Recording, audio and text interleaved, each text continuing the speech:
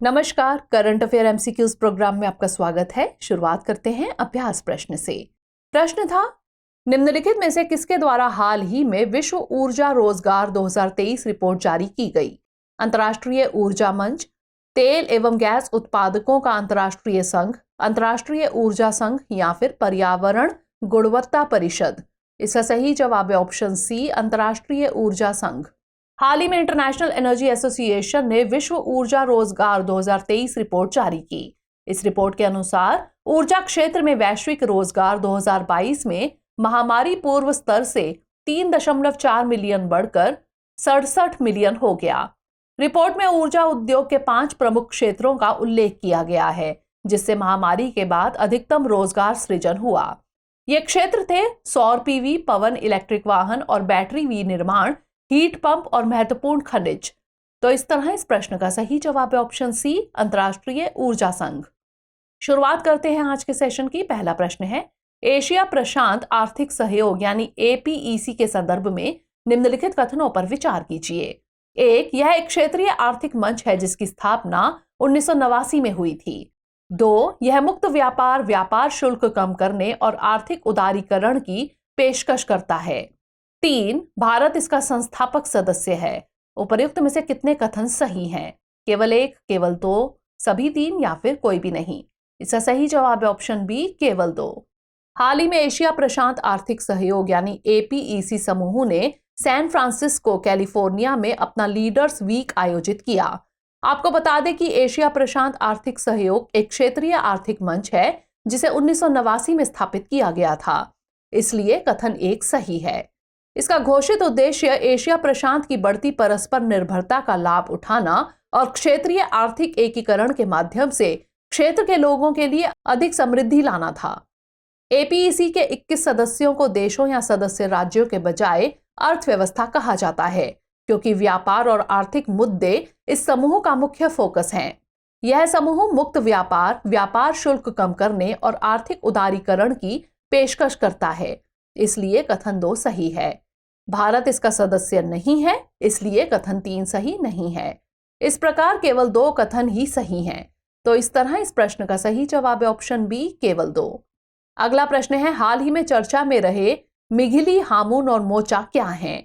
नेपाल में हाल ही में आए भूकंप के केंद्र, हिंद महासागर क्षेत्र में चक्रवात, अटलांटिक महासागर में पर्वत श्रृंखलाएं या फिर हवाई द्वीप में ज्वालामुखी क्षेत्र? इसका सही जवाब है ऑप्शन बी, हिंद महासागर क्षेत्र में चक्रवात। हाल ही में बांग्लादेश तट को पार करने वाला चक्रवात मिघिली गहरे दबाव से कमजोर होकर अवसाद में तब्दील हो गया। चक्रवात मिघिली चक्रवात हामुन के बाद बांग्लादेश तट पर तेजी से पहुंचने वाला दूसरा चक्रवात है। मिघिली नाम मालदीव द्वारा दिया गया था। बता दें कि अरब सागर और बंगाल की खाड़ी के चक्रवातों से प्रभावित देश बारी बारी से एक क्रम में चक्रवातों के नाम देते हैं।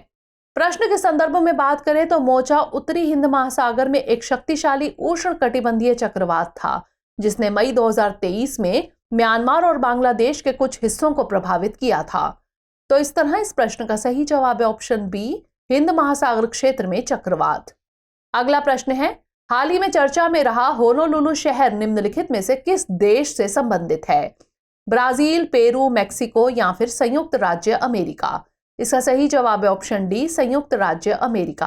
हाल ही में आग की लपटों से वर्षावनों के जलने के कारण होनोलुलु शहर चर्चा में रहा। आपको बता दें कि होनोलुलु अमेरिकी राज्य हवाई का सबसे बड़ा शहर और राजधानी है। यह शहर अंतर्राष्ट्रीय व्यापार, सैन्य रक्षा के साथ साथ पूर्व, पश्चिम और प्रशांत संस्कृतियों, भोजन और परंपराओं की विविधता का एक प्रमुख केंद्र भी है। वहीं हवाई संयुक्त राज्य अमेरिका का एक प्रांत है जो प्रशांत महासागर के मध्य में स्थित है। यह अमेरिका का अकेला प्रांत है जो पूरी तरह द्वीपों से ही बना हुआ है। तो इस तरह इस प्रश्न का सही जवाब है ऑप्शन डी, संयुक्त राज्य अमेरिका। अगला प्रश्न है, खसरे पर विश्व स्वास्थ्य संगठन की रिपोर्ट के संदर्भ में निम्नलिखित कथनों पर विचार कीजिए। 1, भारत ने 2022 में सभी बच्चों को खसरे के टीके की पहली खुराक लगाकर महत्वपूर्ण उपलब्धि हासिल की है। 2, वैश्विक स्तर पर खसरे के खिलाफ टीकाकरण 2008 के बाद से सबसे निचले स्तर पर आ गया है। 3, खसरे के टीके की 2 खुराक जीवन भर के लिए 97% सुरक्षा प्रदान करती है। उपर्युक्त में से कितने कथन सही हैं? केवल 1, केवल 2, सभी 3 या फिर कोई भी नहीं? इसका सही जवाब है ऑप्शन बी, केवल 2। विश्व स्वास्थ्य संगठन और US centre for disease control and prevention की एक रिपोर्ट के अनुसार 2022 में भारत में अनुमानित 11 लाख बच्चे खसरे के टीके की अपनी महत्वपूर्ण पहली खुराक लेने से चूक गए, इसलिए कथन 1 सही नहीं है। भारत उन 10 देशों में शामिल है जहां ऐसे बच्चों की संख्या सबसे अधिक है जिन्हें पहला टीका नहीं मिला। वैश्विक स्तर पर कोरोना महामारी के दौरान खसरे के खिलाफ टीकाकरण 2008 के बाद से सबसे निचले स्तर पर गिर गया, जिससे मामलों में 18% और मौतों में 43% की वृद्धि हुई, इसलिए कथन 2 सही है। खसरे के टीके की 2 खुराकें 97% आजीवन सुरक्षा प्रदान करती हैं, इसलिए कथन 3 सही है। इस प्रकार केवल 2 कथन ही सही हैं, तो इस तरह इस प्रश्न का सही जवाब है ऑप्शन बी, केवल 2। अगला प्रश्न है, कभी कभी समाचारों में देखा जाने वाला रोडोडेंड्रॉन किस भारतीय राज्य या केंद्र शासित प्रदेश का राज्य वृक्ष है? उत्तर प्रदेश, उत्तराखंड, हिमाचल प्रदेश या फिर लद्दाख? इसका सही जवाब है ऑप्शन बी, उत्तराखंड। उत्तराखंड प्राकृतिक खजानों की भूमि है, जहां के मनमोहक दृश्यों, हरे भरे जंगलों और ऊंची चोटियों से दुनिया भर के साहसी और पर्यावरण प्रेमी आकर्षित होते हैं। रोडोडेंड्रॉन फूल इस क्षेत्र के असंख्य रत्नों में से एक है। बता दें कि रोडोडेंड्रॉन फूलों वाले पौधों की एक प्रजाति है जिसमें पेड़, झाड़ियां और लताएं सहित 1000 से अधिक प्रजातियां शामिल हैं। यह प्रजाति विभिन्न प्रकार के आवासों में पाई जाती है, जिनमें अल्पाइन क्षेत्र, शंकुधारी और चौड़ी पत्ती वाले जंगल, समशीतोष्ण वर्षावन और यहां तक कि उष्णकटिबंधीय भी शामिल हैं। इन्हें स्थानीय भाषा में लाली गुरस के नाम से भी जाना जाता है। यह नेपाल का राष्ट्रीय फूल और भारत के उत्तराखंड राज्य का राज्य वृक्ष है। तो इस तरह इस प्रश्न का सही जवाब है ऑप्शन बी, उत्तराखंड। अगला प्रश्न है, साथी कार्यक्रम के संबंध में निम्नलिखित कथनों पर विचार कीजिए। 1, यह विज्ञान एवं प्रौद्योगिकी विभाग की एक पहल है। 2, इसका लक्ष्य एक साझा पेशेवर रूप से प्रबंधित विज्ञान एवं प्रौद्योगिकी यानी S&T बुनियादी ढांचा सुविधा स्थापित करना है। उपर्युक्त में से कौन सा यहाँ से कथन सही है या फिर है? केवल 1, केवल 2, 1 और 2 दोनों या फिर ना तो 1 और ना ही 2? इसका सही जवाब है ऑप्शन सी, 1 और 2 दोनों, यानी दोनों कथन सही हैं। हाल ही में केंद्र सरकार ने घोषणा की कि वह सक्षम प्राधिकारी के अनुमोदन के बाद ही नए साथी केंद्र को मंजूरी देगी। साथी का पूरा नाम परिष्कृत विश्लेषणात्मक और तकनीकी सहायता संस्थान है। यह विज्ञान एवं प्रौद्योगिकी विभाग की एक पहल है, इसलिए कथन 1 सही है। इसका लक्ष्य अनुसंधान और परीक्षण सुविधाओं तक पहुंच को बढ़ावा देने और संस्थानों में महंगे उपकरणों की पहुंच, रखरखाव, अतिरेक और दोहराव की समस्याओं का समाधान करना है। साथ ही इसका उद्देश्य एक साझा पेशेवर रूप से प्रबंधित विज्ञान एवं प्रौद्योगिकी बुनियादी ढांचा सुविधा स्थापित करना है, जो शिक्षाविदों, स्टार्टअप, विनिर्माण इकाइयों, उद्योगों और प्रयोगशालाओं के लिए आसानी से पहुंच योग्य हो सकती हैं। इसलिए कथन 2 सही है। साथी द्वारा प्रदान की गई सुविधाओं का उपयोग कोई भी उपयोगकर्ता या संगठन नाम मात्र शुल्क के भुगतान पर कर सकता है।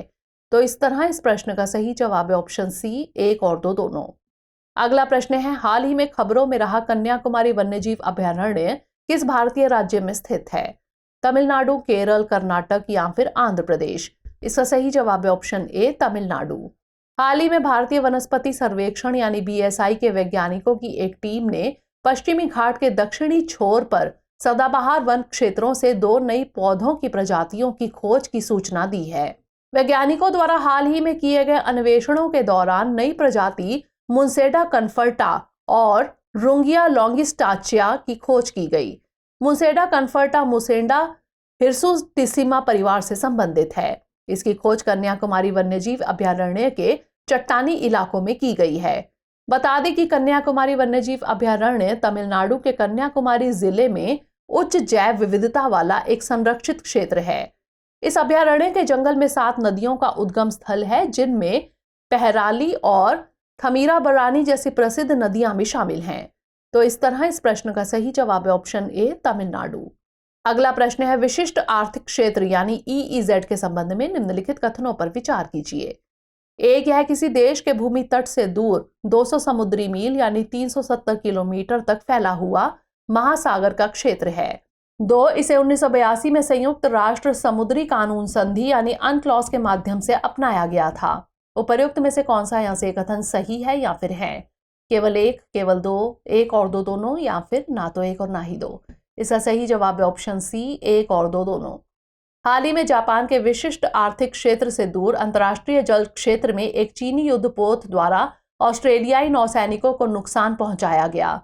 आपको बता दें कि विशिष्ट आर्थिक क्षेत्र किसी देश के भूमि तट से दूर 200 समुद्री मील यानी 370 किलोमीटर तक फैला हुआ महासागर का एक क्षेत्र है, इसलिए कथन एक सही है। इसमें वह देश प्राकृतिक संसाधनों की खोज और दोहन के लिए विशेष अधिकार रखता है। EEZ की अवधारणा को वर्ष 1982 में संयुक्त राष्ट्र समुद्री कानून संधि के माध्यम से अपनाया गया था, इसलिए कथन 2 सही है। जहाजों और विमानों को EEZ और उसके हवाई क्षेत्र को पार करने के साथ अन्य देशों के पास केबल और पाइपलाइन बिछाने का अधिकार होता है।